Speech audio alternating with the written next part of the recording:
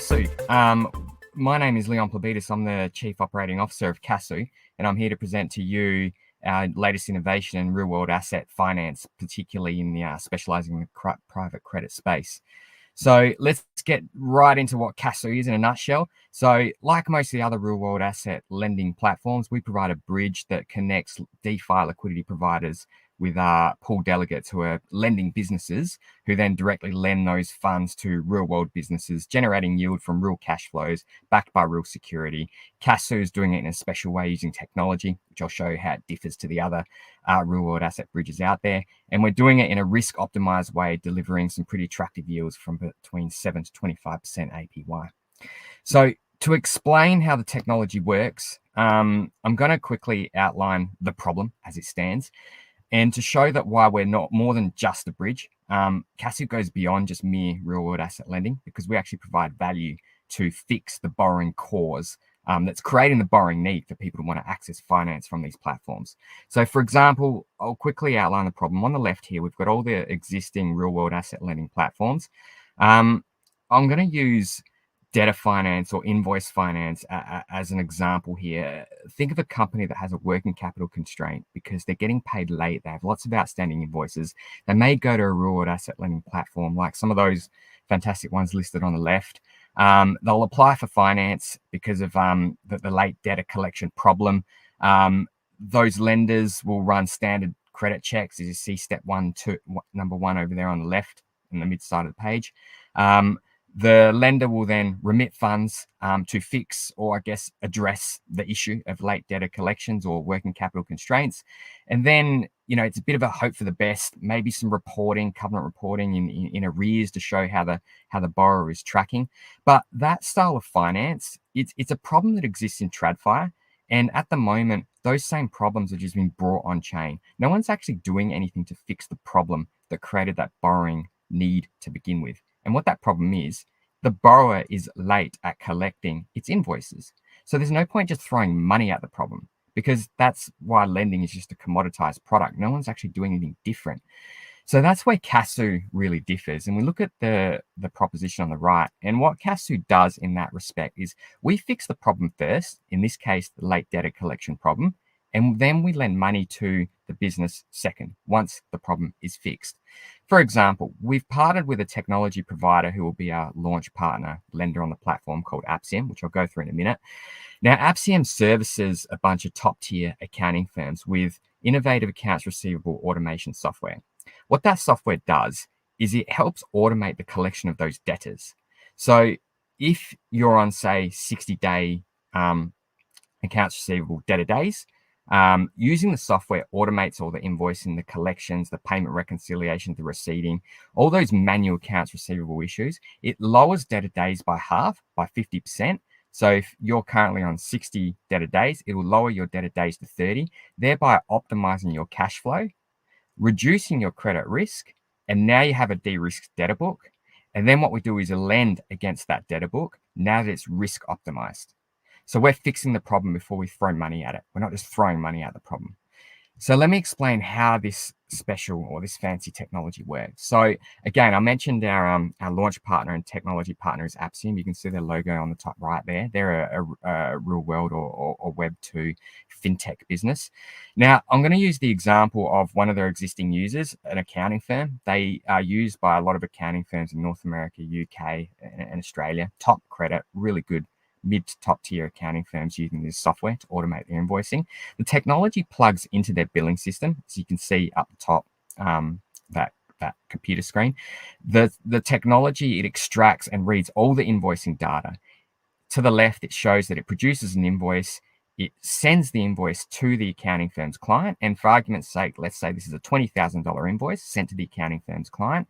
Bottom left, the accounting firm's client clicks on the invoice, clicks on the payment link, takes them to a portal, gives them the option to pay now or pay in 30 days, or, which we'll talk about in a minute, finance that invoice. If they pay now, Apsium also provides the payment gateway through which those payments are made, takes over the transactional banking relationship from the bank. Payment goes through, client gets an automatic receipt. Top right-hand corner, the accounting firm then gets that $20,000 payment allocated to the specific invoice, and it's automatically reconciled back into the system with that write back data shown on the top note, right. You have 1 minute left. Okay, sure.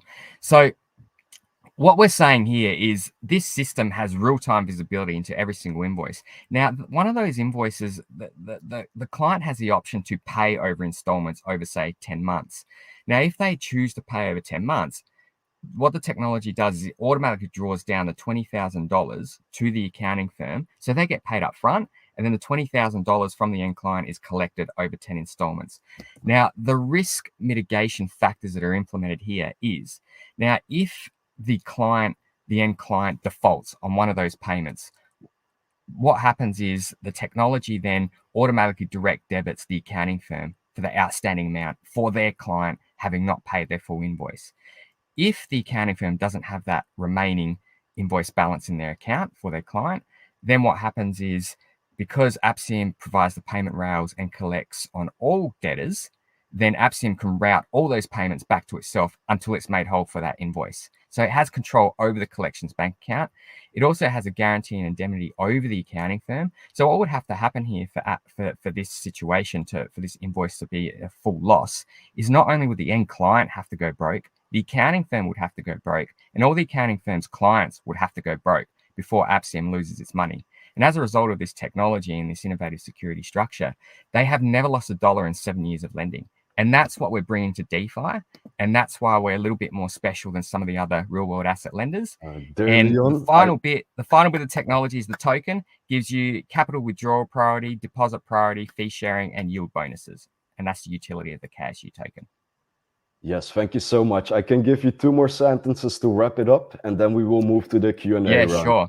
So look, we've raised $3 million already in a seed and a strategic round. We've got one more round, probably looking at $1 million from a round 2 strategic placement, and that'll also tie in with a public round. The FDV, look, we're still to be confirmed. Our last round was at 8 million, so there's been a lot of demand to get into the project. So that next $1 million raise and the FDV will be announced shortly, so stay tuned. But in effect, because of that innovation, that is why we believe that KASU delivers the most risk optimized yields in all of private credit DeFi, and we're not just a lender like all the others are. Yes, thank you so much for your showcase. We have a few questions coming up from our judges. Dima from Hacken asks, are there any similar factoring services on the market at this point? Look, we want to differentiate between factoring and invoice financing. Factoring is technically when you buy the invoice. What happens is the end client actually gets informed, now someone else owes your debt and you pay them. This is a very seamless approach. There is no change in invoice ownership here. We're just subtly managing the collection of payments for those invoices, but the end client is still aware that their relationship lies with their accounting firm, and they are the ones that the debtor relationship rests with. We just provide the technology. Now, all the other lenders out there providing factoring or invoice financing services, like I said, they just get a client that says, I have a working capital constraint. I am collecting my invoices late, so I need to finance them. And the factoring service or the lender isn't saying, hey, let me look to see if I can improve those debtor days, de-risk your debtor book, and you might not need to borrow as much money. None of them are doing that. They're just seeing the problem of you've got 60 debtor days outstanding, you're collecting payments late, let's throw money at the problem. This particular innovation, it fixes that late debtor collection problem first, thereby reducing debtor days by half, de-risking the debtor book, and only then does it lend against those debtors. So we not only have a de-risk situation, but higher quality yields and better protection of capital for liquidity providers. So no one is able to do that because of the level of deep data integration that this system has with the billing systems of these firms to have real-time visibility over every single invoice. That's proprietary technology. Lovely. Many thanks for clarifying. We have also a question coming up from Wendy from Bankwise. Do you have many lenders who have signed up or onboarded to participate at KASU Finance? So what we've got, our technology partner Apsium with this with this SaaS and fintech platform that automates the receivables and provides the payment rails. Now their user base alone. Now that would be our foundation lender on the platform. Their existing user base that uses the payment rails and the automated receivables software represents over $2 billion in annual invoicing that this software manages. Now, this is $2 billion of annual invoicing of top-tier accounting firms in North America, UK, and Australia. Quality credit. So as a standing start, without having to bring any other lender onto the platform or having to acquire a single new customer, the $2 billion in invoicing that Apsium already manages represents approximately 150,000 outstanding debtors that could be financed straight away with no new single customer needing to be acquired. And then when you look at the clients of those accounting firms, the client's invoicing is 50 times that of the accounting firms. So if Apsium currently manages 2 billion invoicing for accounting firms, times that by 50, it's 100 billion of invoicing for their clients that we could also use as a channel to get to also provide this product to. Thank you for clarifying. And we all are from capital markets backgrounds, so there are other lenders we can bring onto the platform that we're already in talks with as well. But as a risk mitigant, we don't need to, because there is enough captive opportunity through this launch partner alone to mitigate any risk. Lovely. We have one more question left from Katie. I will bring her on the stage. Sure. Yes, welcome, Katie. Please check your microphone. It's muted currently. I was hearing it double because I had the YouTube on as well. My biggest question for you is, what is your go-to-market strategy right now look like? A bit about the kind of like your target customer. You were talking about that a little bit before, but how are you planning? What does that process look like right now? So the process is very seamless, and I see the risk in these platforms not about being able to raise capital or attract liquidity providers to the platform. It's customer acquisition, right? So go to market is extremely important. That's the biggest problem, not being able to attract capital onto the platform. Now, as I explained before, the go to market is quite seamless because Apsium already manages $2 billion of invoicing. There is a liquidity demand for those accounting firms that represent that $2 billion in annual invoicing for about $150 million. That's the collective outstanding data balances of all those accounting firms currently using the software, $150 million. So that alone keeps us busy enough. Their relationships that we have with existing accountants using the existing accounts receivable automation software and payment rails that we're chipping away at and already providing capital to. It's just a matter of getting through them all one by one and deploying for that $150 million opportunity.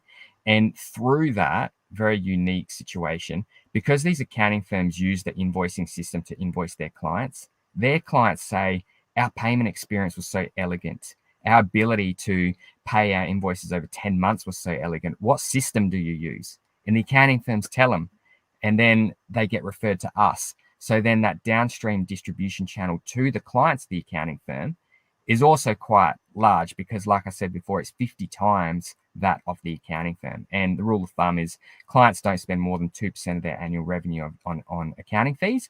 So that back solves for 50 times is the turnover or the invoicing of the clients of the accounting firm for each single accounting firm. And to give you an example of the sheer scale of these size of these accounting firms, the largest accounting firm that uses this software has about 600 million annual turnover of invoicing that this software manages. They alone have $30 million in outstanding debtors. One firm alone. So that's an immediate potential deployment of $30 million invoice financing to this one single accounting firm. That's the sheer size and scale and credit quality of the accounting firms that are using this software already, notwithstanding their clients, which is another level of scale. I would think, though, that there would be a bit of a barrier to entry because you are going up against legacy systems, right? Well, that's the IP, right? The IP is that it integrates with their billing system to automate these processes. And that's why they're so entrenched in this software and they love it so much, because no other system can integrate with their legacy practice management software. So and building, you don't find any sort of friction in terms of, it's just such a Web 2 type of world. You don't find any friction in terms of bringing them, moving them, like integrating an IP into that?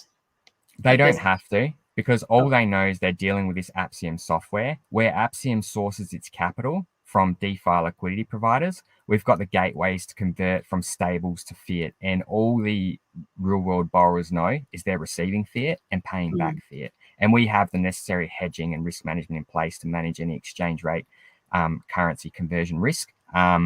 A lot of it will be stables put onto the platform in USDC, and a lot of these accounting firms are in North America and the US anyway. There's also Aussie dollar stable coins we can use for Australian dollar borrowings in Australia as well. So completely seamless from the end borrower's point of view. They just know how to use the software already. They're already using it. They're already familiar with it. This makes no difference to the experience of the end user. Understood. Well, thank you for your time. Thank you, Katie. I also have to wrap it up due our time frame, but considering everything, Leon, thank you so much for being with us today. And in your case, a good night. Thank you so much for having me.